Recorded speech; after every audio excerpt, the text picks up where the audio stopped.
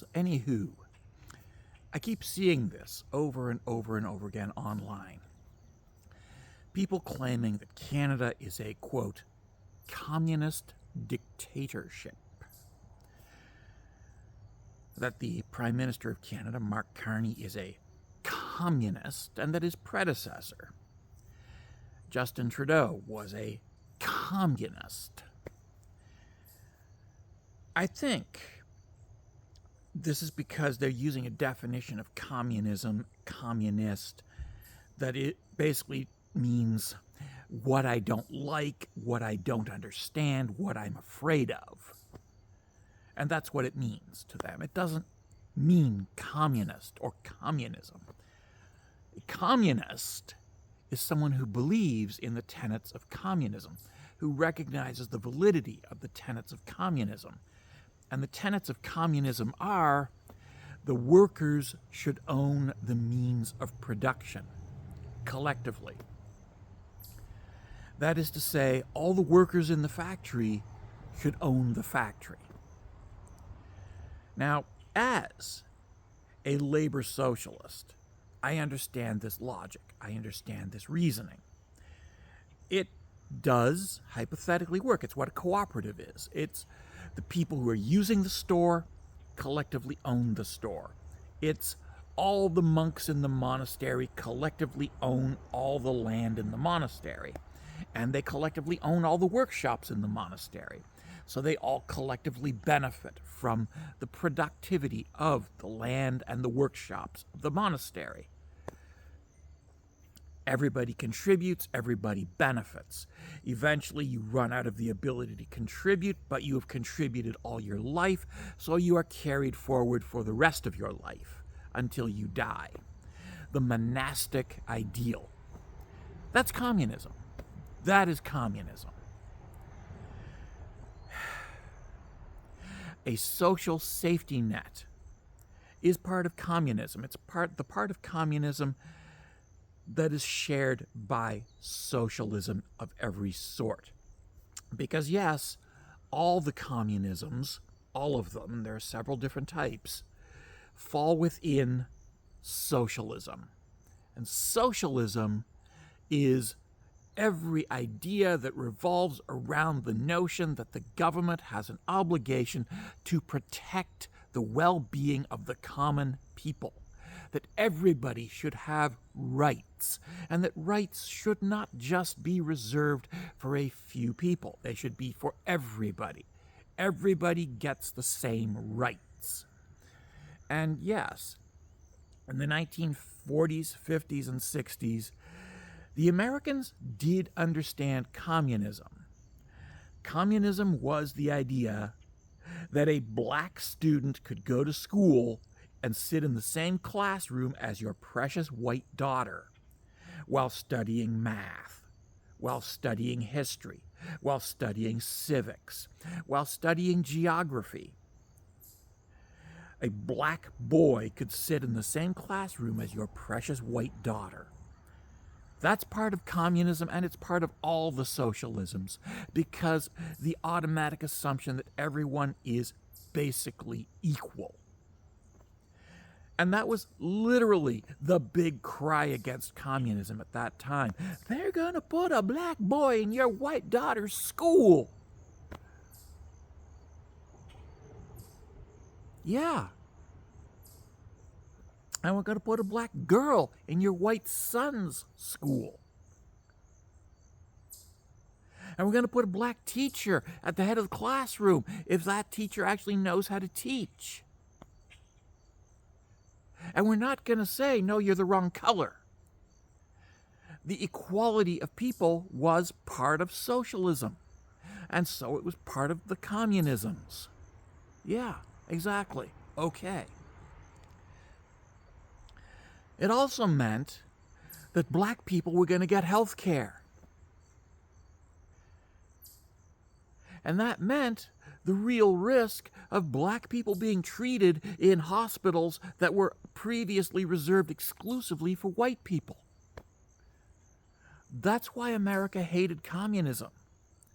Because they're going to put a black patient in the same room as a white patient in a hospital. a black boy in the same classroom as a white girl. They were going to let black people become policemen and firemen,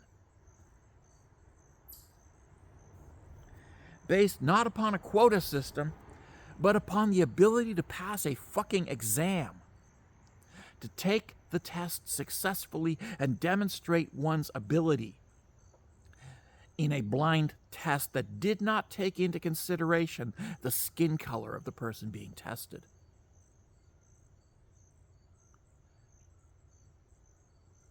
And the American public was outraged. How dare those commies take away my superiority as a white person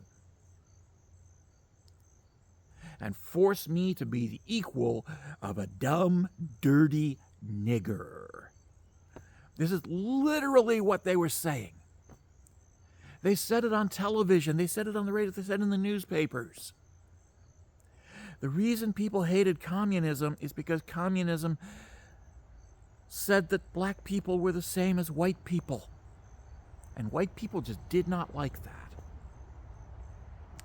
They did not want to acknowledge that a black person could be smart.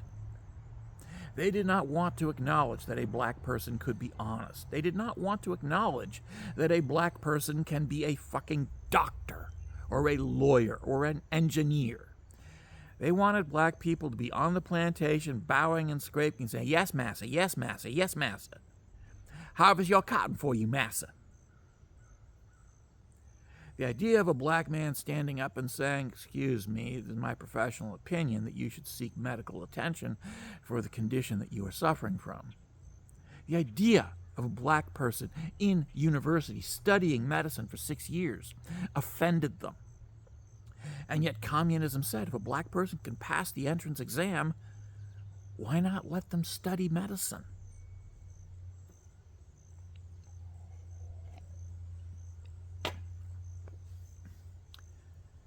But that was the whole point. They didn't want them taking the entrance exam. And communism said, let them take the fucking exam. And so people got rid of the idea of public health care because they didn't want black people to get health care. They got rid of the idea of union rights because they didn't want black people to have union rights. And they dismantled education because they didn't want black people to go to school.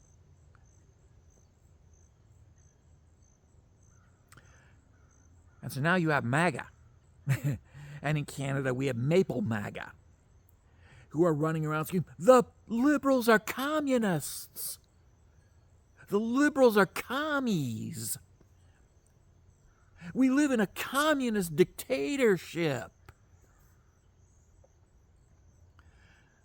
Because the liberals are not going out of their way to depersonalize and dehumanize black people. And because Maple Maga, and yes, the new conservatives ever since Mulrooney, really, have been ever increasingly, an extension of the new Republican Party, which is the old Southern Democrats, the Dixiecrats, crossing the floor to join the Reagan Revolution in the 70s and early 80s. And the Canadian Conservative Party has basically followed along with this ever since Stephen Harper turned the Conservative Party of Canada into an American political party, an American organization, an extension of American policy. So that now conservative voters, flooded with Fox News propaganda and Newsmax and Truth Social and Twitter, yes, I refuse to stop dead naming Twitter. Yeah. And yes, when you hang truck nuts on the back of your truck, you are making your truck transgender. Yes, absolutely. Take that, maggots. Your truck is trans. You've artificially attached truck nuts. But I'm digressing. The Liberal Party of Canada has never been communist. It has never been socialist. The Liberal Party of Canada has always been ardent capitalists. Mark Carney is a fucking corporate banker. He is an ardent capitalist. He is a believer that capitalism can do good if it is properly regulated. If a few restrictions are put on its power, it can do good. If the billionaire class have to follow a few rules, they will be good people and they will treat the proletariat decently. This is Mark Carney's position. It is capitalism, not communism. Justin Trudeau was a capitalist. Not only that, but Carney and Trudeau are both old-style Joe Clark conservatives. They are red Tories. They are the Joe Clark conservatives of the modern era. They're not even liberals. I mean, yeah, Trudeau dressed like a liberal. He dressed like a progressive, youthful person who was vibrant and full of energy. But his policies were the fuddy-duddy policies of old-style conservatism. Trudeau is a conservative with a liberal shirt.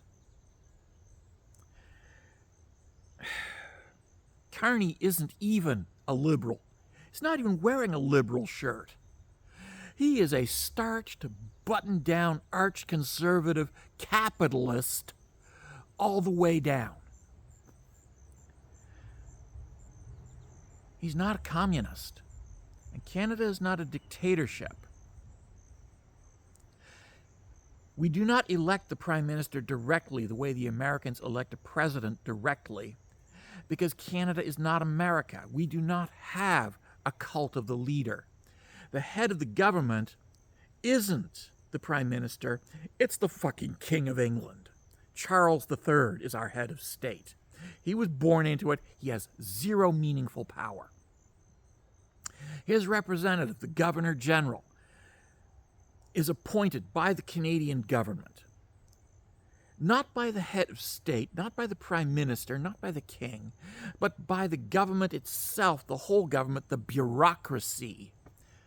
That's the people who literally get a job dotting the I's and crossing the T's on government documents, okay? They're the bureaucrats, the pencil pushers, the bean counters. They appoint, and Parliament approves. Civics, people. Didn't you fucking study civics in junior high? Come on. Anyway, yeah. So, Mark Carney is not a communist. Canada is not a dictatorship.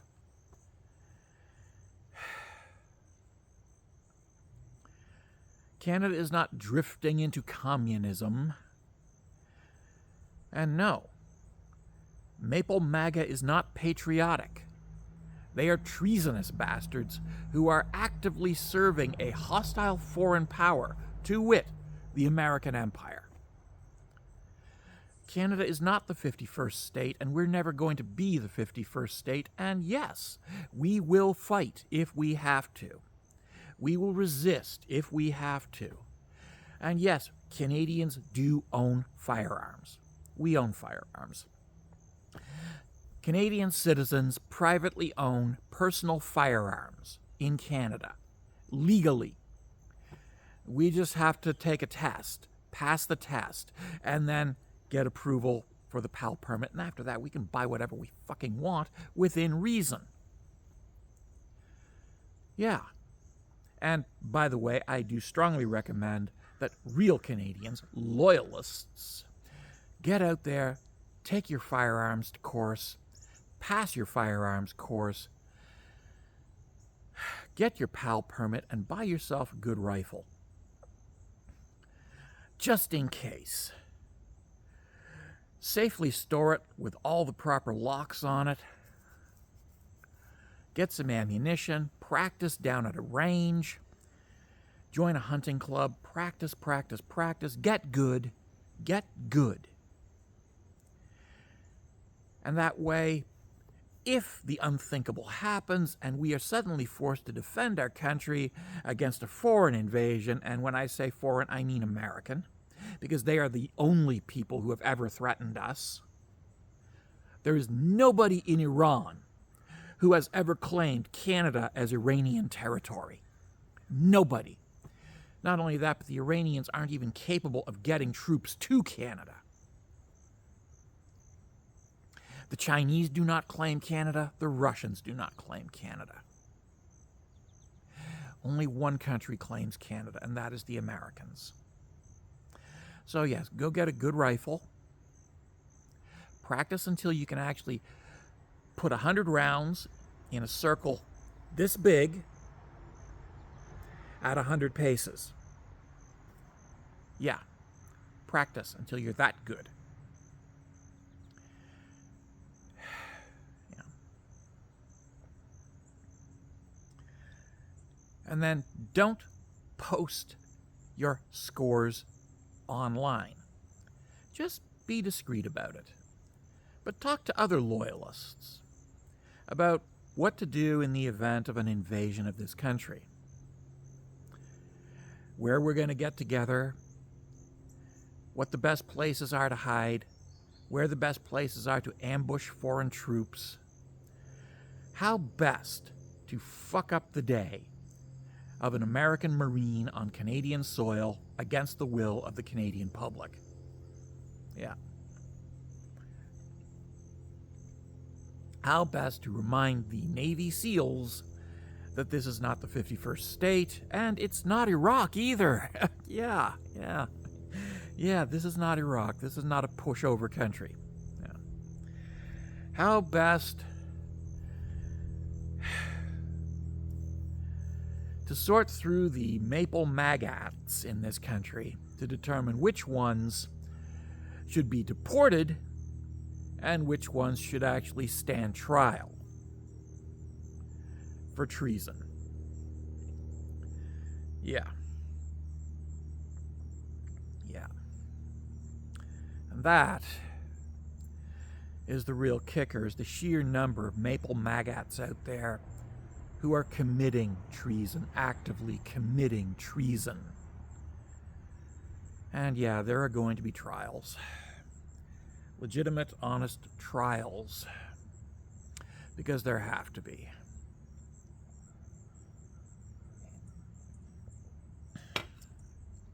Because again, this is Canada. We don't round up enemies of the state. We have something called the legal system. And flawed and defective as it is something that separates us from, quote, dictatorships, because dictatorships is supposed to mean government by the will of one man. One guy barking commands that everybody else follows. And we don't have that. We don't have that.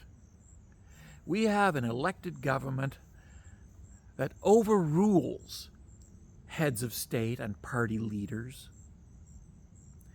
And unlike the Americans, we actually have ordinary people in government. You don't have to be a multimillionaire to run for office in Canada. You don't have to sell your soul to a foreign government agency to run for office in Canada.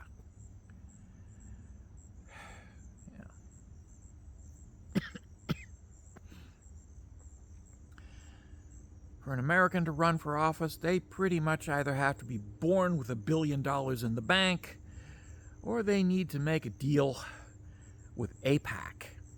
Yeah.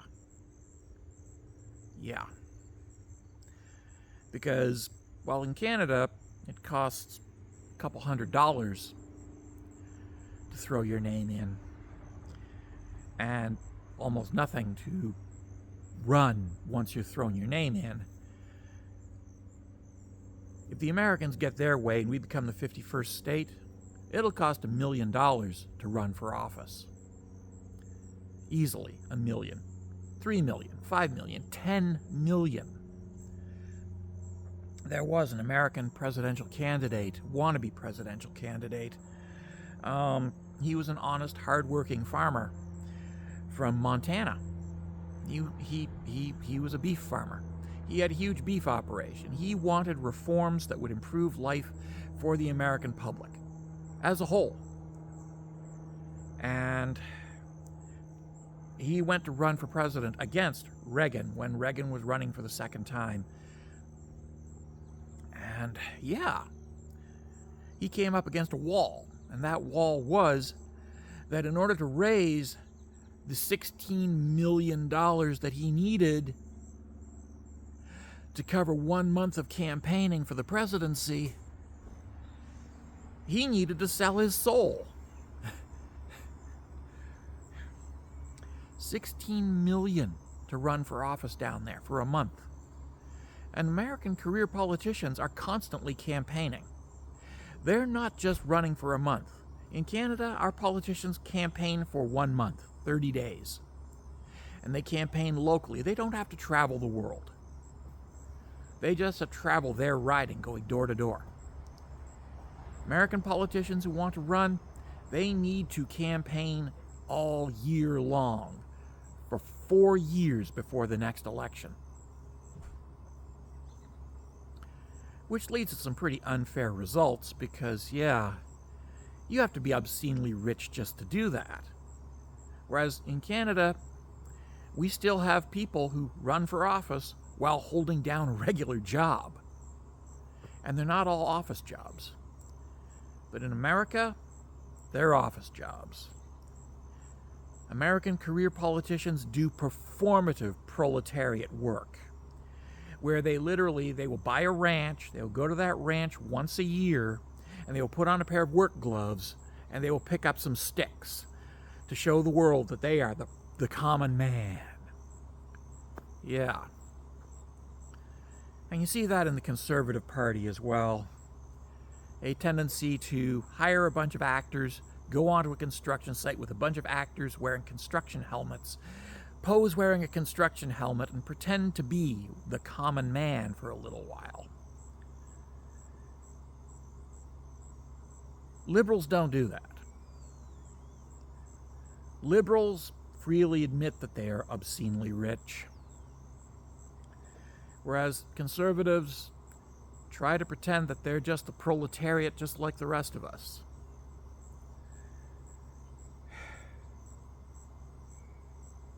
But conservatives have big budgets to run for office, because for the most part, the Conservative Party of Canada, and certainly the Conservative Party of Alberta and the Conservative Party of Saskatchewan, have sold their souls to a hostile foreign power. And that hostile foreign power is the American Empire, the one and only country that has ever claimed Canada, and the one and only country that still claims Canada. The one and only country that refers to us as the 51st state. So no, liberals are not communists. Maple Magats are not loyalists, and they're certainly not patriotic, although they like to pretend to be. They are treasonous bastards. Pierre Poilievre takes his orders from Mar-a-Lago.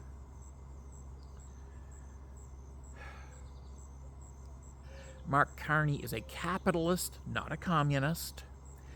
And he is an old-style Joe Clark conservative in the Liberal Party,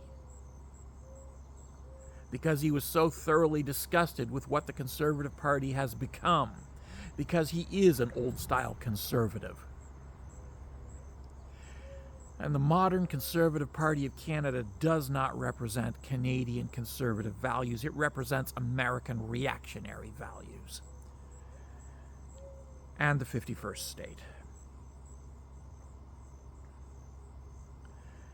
Pierre Poilievre has opened speeches with the words, "My fellow Americans." The same way that Stephen Harper opened speeches with, "My fellow Americans." Because both men see themselves as Americans in waiting. Both men see themselves as American cowboys. Both men see themselves as America's cartoon version of a real man. And both men, Harper and Polyev, are treasonous bastards. Yeah.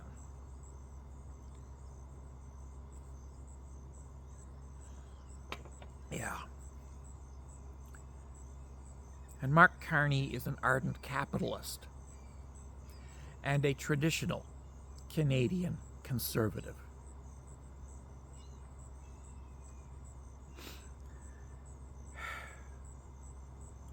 And I understand that American propaganda works overtime to undermine Canadian sovereignty.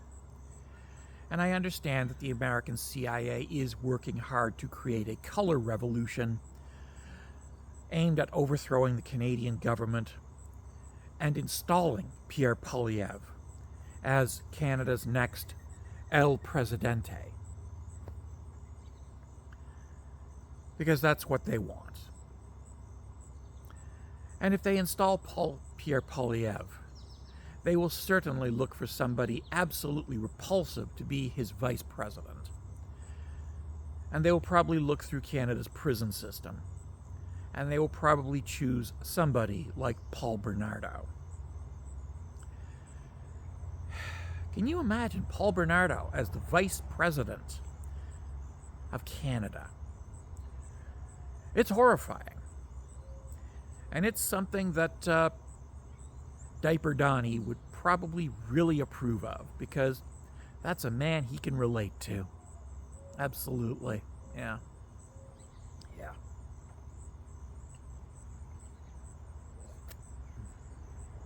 So as I said, Canadian loyalists need to start getting rifles.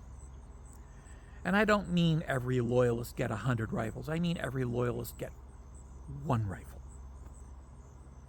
One rifle is all you need. You don't need an armload of black plastic Armalite penis extenders with a 30-round magazine. You just need an ordinary rifle. I personally recommend the SKS because it's good, it's rugged, it's reliable, it's easy to fix, and the ammunition is cheap. Absolutely. But it does require constant maintenance. It does. You have to fix it regularly. You have to maintain it. Yeah. Yeah, you have to maintain it. And that requires about 15 minutes a day. 15 minutes a day of taking apart your SKS, cleaning it, putting it back together. Boom, there you go. You're ready. Just in case. In peacetime, you do that once a month. 15 minutes a day, 1 day a month. Like I do. Just clean your rifle, re-oil it, put it away. Boom, there you go. It's all safely locked.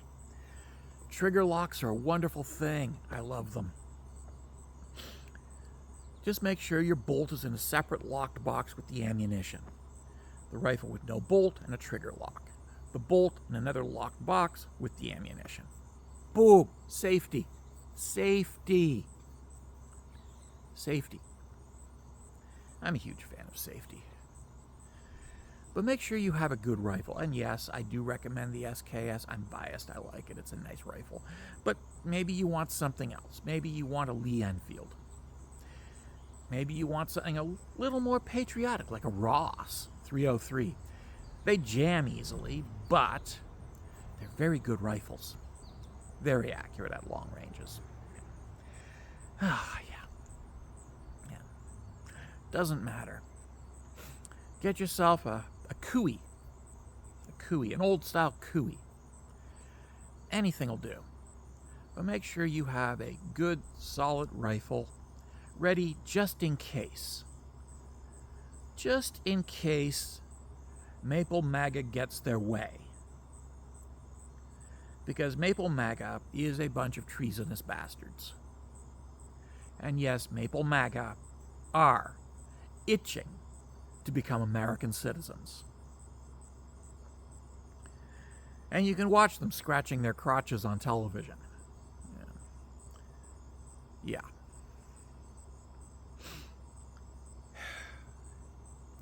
But yeah, the Maple Maga patriots want to be Americans, while we Canadian loyalists are very happy to be Canadians. We like being Canadians.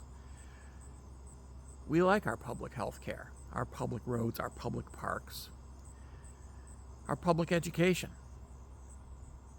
And we like having labor unions and the right to tell our government to fuck right off. We like that. And we're not going to trade that in for being the 51st state. Thank you. Have a nice day.